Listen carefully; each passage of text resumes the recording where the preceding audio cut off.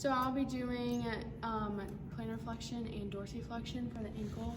I'm going to put the fulcrum at the lateral malleolus. The stationary arm is at the going up the shaft of the fibula, and then the movement arm is at the base of the fifth metatarsal. But I'm also going to put the patient in subtalar neutral right there, and I'm going to readjust, and I'm going to ask the patient to bring your toes up to the ceiling.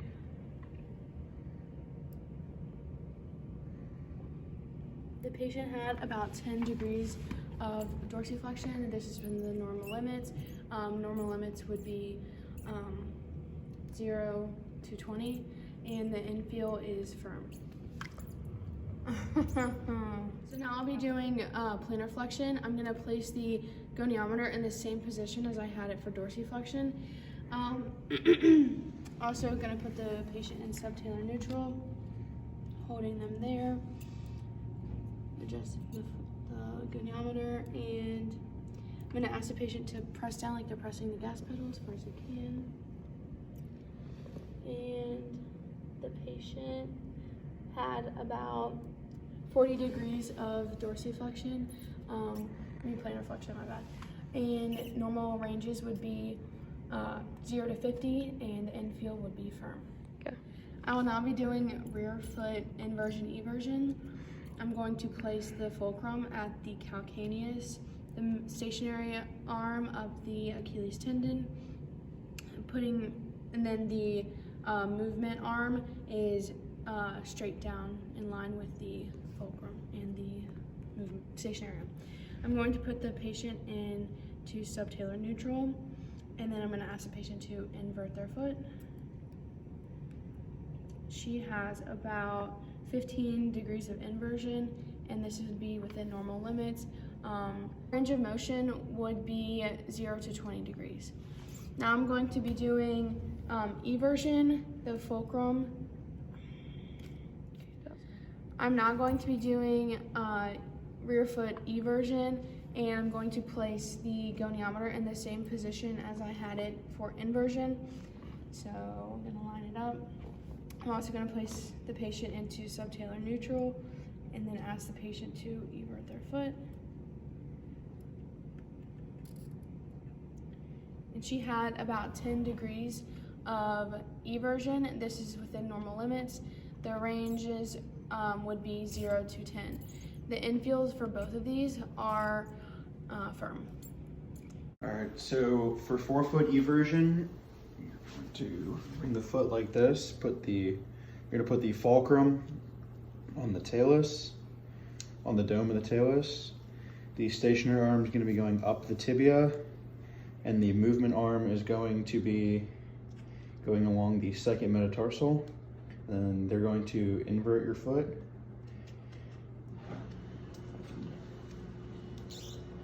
Get that to move. You got 35 for that. The normal range is 30 to 35, so he's right in there. And then the normal infield you expect to feel is firm. All right, so for forefoot eversion, you're going to have their foot in neutral. You're going to put the fulcrum on the head of the talus, the stationary arm going up the tibia, and the movement arm right here right on the second metatarsal, the shed of the second, and then they're going to evert their foot.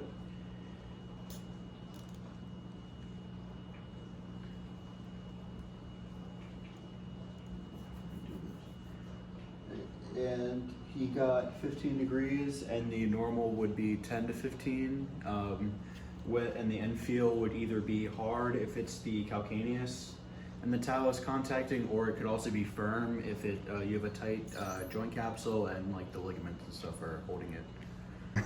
All right, so for great toe flexion and extension, you're going to put the fulcrum at the head of the first metatarsal. You're going to put the stationary arm along the shaft of the first metatarsal here, and then you're going to relax your toe. you're going to have the movement arm along the distal portion of the first phalange. And for extension, so you're gonna bring that toe up. And he is at 60, and normal for that is 0 to 70 with, it would have a firm end feel. And then so for flexion, you're gonna come back down to neutral. Hang your foot off the edge a little bit for me so it can actually curl. So neutral, same position as the first one. And now flex your toe. He got 20 degrees there, and the normal is 0 to 30 with, again, a firm end feel. All right, so for great toe abduction, you're going to put the fulcrum at the head of the first metatarsal here. You're going to put the moving arm along the shaft of the first, and then the stationary arm along the shaft of the first, and then the movement arm along the the distal portion of the first phalange. And then since my patient is really struggling with the adduction motion, we're gonna do this one passively. So you're just gonna bring it out like that. He got 8 degrees of abduction, and the book and our worksheets did not have a normal value for it, and the end feel would be firm. All right, so for flexion and extension of the other 4 lesser toes, it's basically gonna be the same procedure. You're gonna do the fulcrum at the head of the 5th here. You're gonna put the stationary arm along the shaft of that 5th metatarsal up into here, and you're gonna have the stationary or the moving arm along the distal portion of the 5th metatarsal. So I'm gonna do this one passively. So he's going to extend that toe up, and that is 55 degrees of extension, and the normal is 0 to 70. And then so for flexion, you're going to come back down to that normal with the Goni, and you're going to flex. For this one, he got 25, and the normal is 0 to 30.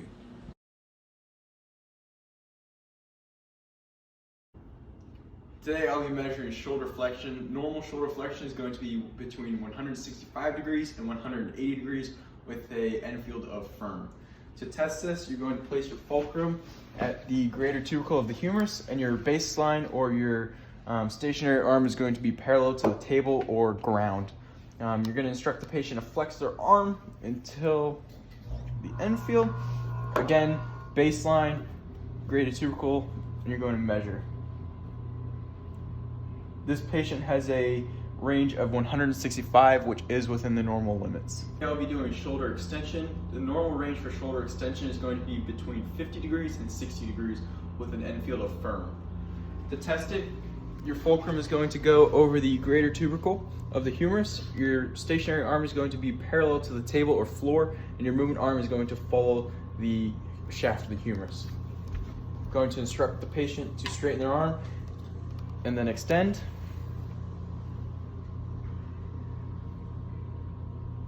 This patient received a measurement of 50 degrees, which is within normal. Today I'll be doing glenohumeral abduction. The normal range for this is going to be 170 degrees to 180 degrees with an end field of firm. To test this, the fulcrum is going to go over the anterior AC joint, and your stationary arm is going to be parallel to the sternum. I'm going to instruct the patient to go all the way out. They'll hit the firm end field. Movement arm is going to follow the shaft of the humerus. And this patient would receive a measurement of 174 degrees. I'll now be doing glenohumeral adduction. To do this, you're going to put your fulcrum over the anterior acromion, and then your baseline or your stabilizing arm is stationary arm is going to go parallel to the sternum. The normal is going to be 0 degrees, and the movement arm is going to follow the shaft of the humerus.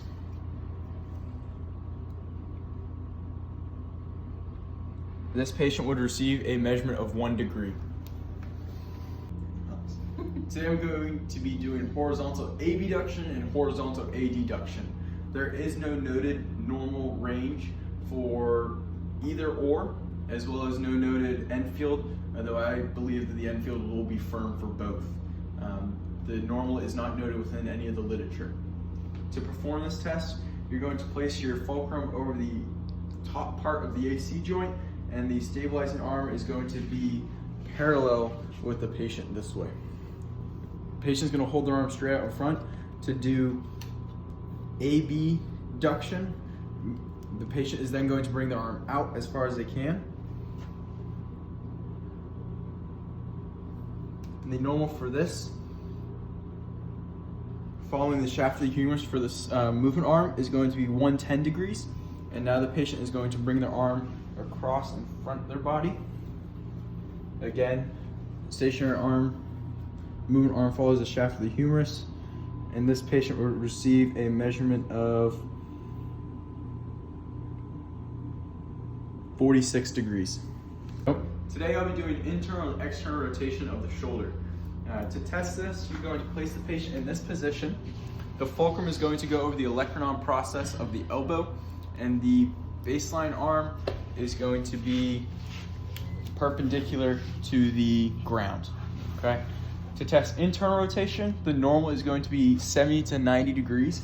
You're going to instruct the patient to go into internal rotation right there with an end field of firm. The movement arm is going to follow the shaft of the ulna.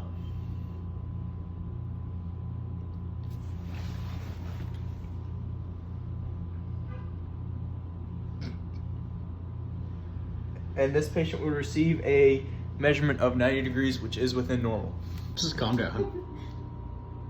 Today I'll be doing external rotation of the shoulder. The starting position is going to be here, and the goniometer will be placed in the same position as internal rotation. Fulcrum at the olecranon, and the stationary arm is going to be perpendicular to the ground. I will instruct the patient to go out or into external rotation. The normal range is going to be 90 to 100 degrees with an end field of firm. Movement arm is going to follow the shaft of the ulna, and this patient will receive a measurement of